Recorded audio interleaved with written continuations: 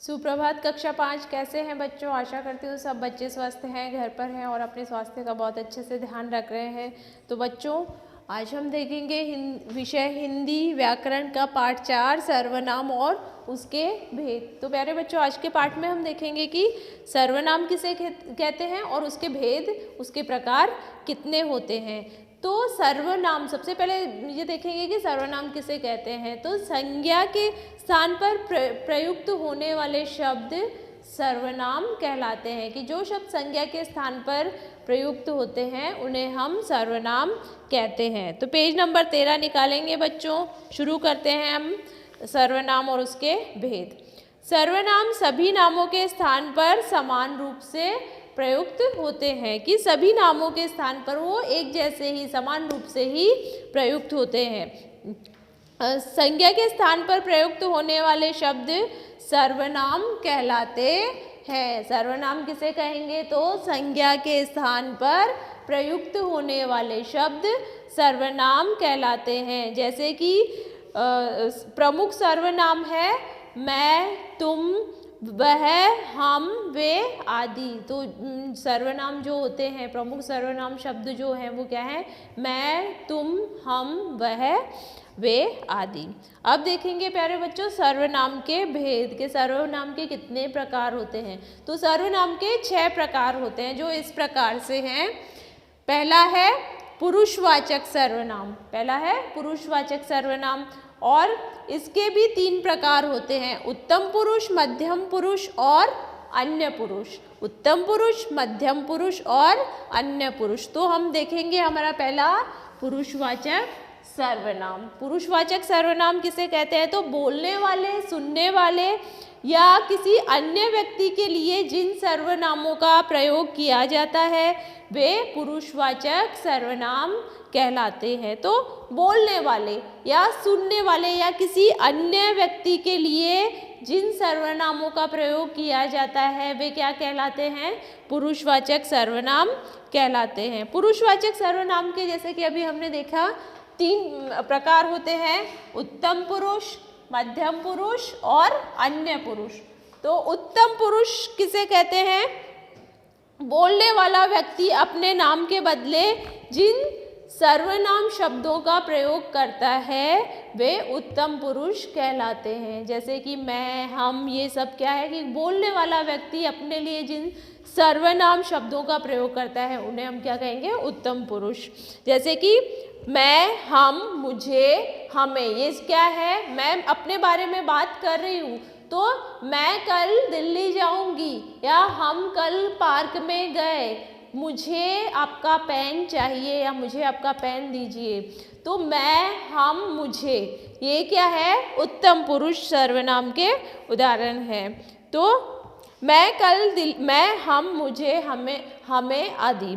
मैं कल दिल्ली जाऊंगा, हम शीघ्र ही वहाँ पहुँच जाएंगे, मैं कक्षा 5 में पढ़ता हूँ। तो ये कुछ उदाहरण थे। तो इनमें मैं, हम और मैं ये क्या है? उत्तम पुरुष के उदाहरण हैं। मध्यम पुरुष तो बोलने वाला जिससे बातें कर रहा है या जो उसकी बातें सुन रहा है उसके लिए जो सर्वनाम शब्द प्रयुक्त होते हैं उन्हें हम क्या कहेंगे? मध्यम पुरुष कहेंगे। तो बोलने वाला जिससे बातें कर रहा हो या जो उसकी बातें सुन रहा हो उसके लिए प्रयुक्त सर्वनाम शब्द मध्यम पुरुष कहलाते हैं। जैसे तुम, आप, तू। मतलब कि मैं किसी को बोलूँगी कि तुम यहाँ आओ, आप वहाँ जाइए या तू क्या कर रहा है। तो इसमें तुम, आप और तू ये क्या है? मध्यम पुरुष सर्वनाम। तुम यहाँ बैठो, आप चाय पीजिए, लड़के तू घर जा। ये 3 उदाहरण हैं। तो इनमें तुम, आप और तू ये क्या है? मध्यम पुरुष सर्वनाम के उदाहरण हैं। अब हमारा तीसरा है अन्य पुरुष। अन्य पुरुष बोलने वाला जिसके विषय में बात कर रहा है उसके लिए जिन शब्दों का प्रयोग कर रहा है वे अन्य पुरुष सर्वनाम कहलाते हैं। तो बोलने वाला जिसके विषय में बात कर रहा है और उसके लिए जिन शब्दों का प्रयोग कर रहा है वे क्या कहलाएंगे? अन्य पुरुष सर्वनाम। तो इसके उदाहरण है वे, यह, वह, उनसे। तो उनसे मुझे कुछ काम था, इसमें उनसे क्या हुआ, अन्य पुरुष हुआ, मतलब कि मैं किसी और के बारे में बात कर रही हूँ। तो फिर है वह 3 दिन से स्कूल नहीं आया। वह बोलने वाला है, सुनने वाला भी सामने है, लेकिन जिसके बारे में बात हो रही है वो यहाँ पे नहीं है, मतलब कि वो कोई तीसरा है। तो उसके बारे में बात कर रहे हैं कि वह 3 दिन से स्कूल नहीं आया। वे कल मैच खेलेंगे। मैंने बोला, आपने सुना, लेकिन कोई और खेलेगा, तो उसके बारे में हम बोल रहे हैं कि वे कल मैच खेलेंगे। वह कल आएगा। तो ये क्या हुआ, अन्य पुरुष। तो ये हमारा अन्य पुरुष हो गया। अब हम इसका दूसरा उदाहरण देखेंगे, सर्वनाम का निश्चयवाचक सर्वनाम। निश्चयवाचक सर्वनाम किसे कहते हैं, तो किसी निश्चित संज्ञा की ओर निश्चय पूर्वक संकेत करने वाले शब्द निश्चयवाचक सर्वनाम कहलाते हैं। तो किसी निश्चित संज्ञा की ओर निश्चय पूर्वक संकेत करने वाले शब्द निश्चयवाचक सर्वनाम कहलाते हैं। जैसे इसे, उसे, यह, वह, ये और वे। तो यह कोई नया काम नहीं है, इसका उदाहरण है कि यह कोई नया काम नहीं है। तो इसमें यह क्या है, निश्चयवाचक सर्वनाम। वह पुस्तक तुम्हारी है, वह पुस्तक तुम्हारी है में वह क्या है, निश्चयवाचक सर्वनाम। फिर है वे तुम्हारे कौन हैं, तो इसमें वे जो है, वे शब्द जो है वो क्या है, निश्चयवाचक सर्वनाम। अब है हमारा अनिश्चयवाचक सर्वनाम। जिस सर्वनाम से किसी व्यक्ति, वस्तु या पदार्थ का निश्चित बोध न हो, कि हम जिसके बारे में बात कर रहे हैं वो व्यक्ति हो या वस्तु हो या पदार्थ हो, उसका निश्चित बोध ना हो, उसके बारे में निश्चित ज्ञान ना हो, उसे हम क्या कहेंगे, अनिश्चयवाचक सर्वनाम। जैसे कोई, कुछ, किसी आदि। मैं किसी के बारे में बात कर रही हूँ, कौन है वो, ये हम निश्चित नहीं है कि कोई वहाँ गया, कोई गया मतलब कौन गया, इसका पता नहीं है कि कोई गया।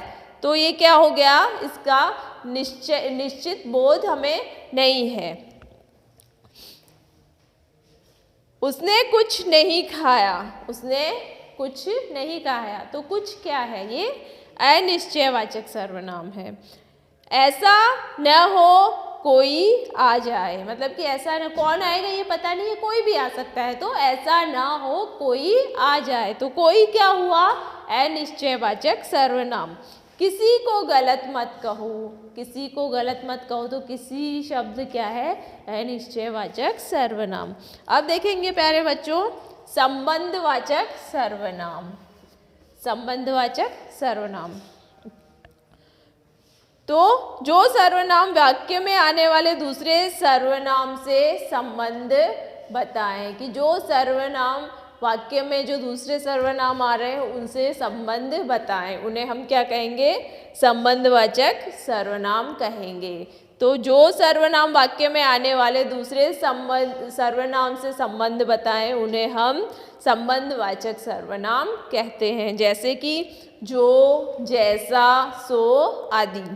तो जो वह चाहता है वह मैं नहीं कर सकता, जो वह चाहता है वह मैं नहीं कर सकता। यहाँ वह और मैं, इसमें एक संबंध है ना, कि जो वह चाहता है वो मैं नहीं कर सकता।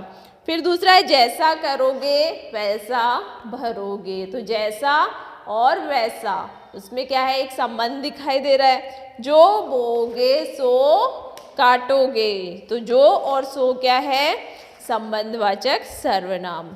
अब देखेंगे बच्चों प्रश्नवाचक सर्वनाम। हमारा सर्वनाम का 5वां भेद क्या है, प्रकार क्या है, प्रश्नवाचक सर्वनाम। प्रश्नवाचक सर्वनाम किसे कहेंगे, जिन सर्वनाम शब्दों से प्रश्न प्रकट होता है वह और जिन सर्वनाम शब्दों से प्रश्न प्रकट होता है, मतलब जिनसे हमें पता चलता है कि ये वाक्य प्रश्नवाचक वाक्य है, उन शब्दों को हम क्या कहेंगे? प्रश्नवाचक सर्वनाम कहेंगे। तो जिन सर्वनाम शब्दों से प्रश्न प्रकट होता है वह प्रश्नवाचक सर्वनाम कहलाता है।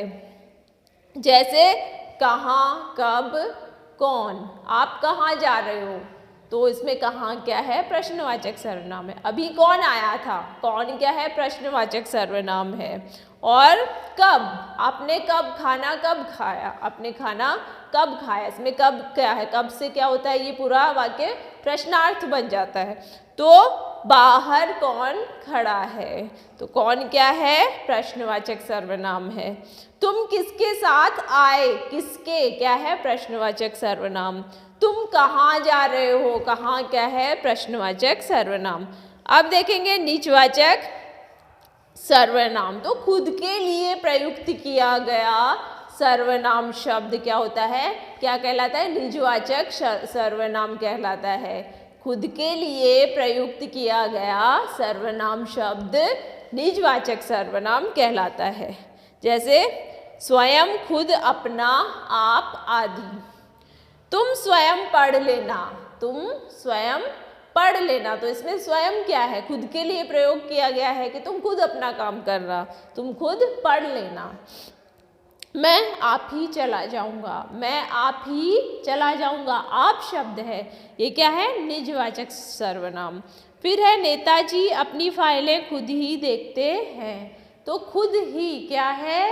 निजवाचक सर्वनाम है। तो बच्चों ये आज हमने देखा सर्वनाम किसे कहते हैं, सर्वनाम के भेद कितने होते हैं। तो सर्वनाम के 6 भेद होते हैं। पहला है पुरुषवाचक सर्वनाम। पुरुषवाचक सर्वनाम के भी हमने 3 भेद देखे, उत्तम पुरुष, मध्यम पुरुष और अन्य पुरुष। दूसरा हमारा है निश्चयवाचक सर्वनाम। तीसरा है अनिश्चयवाचक सर्वनाम। फिर है संबंधवाचक सर्वनाम, प्रश्नवाचक सर्वनाम और निजवाचक सर्वनाम। ये हमारा पाठ यहीं पे समाप्त होता है। आपको फिर से ये सारे सर्वनाम के भेद पढ़ने हैं, इनका अभ्यास करना है।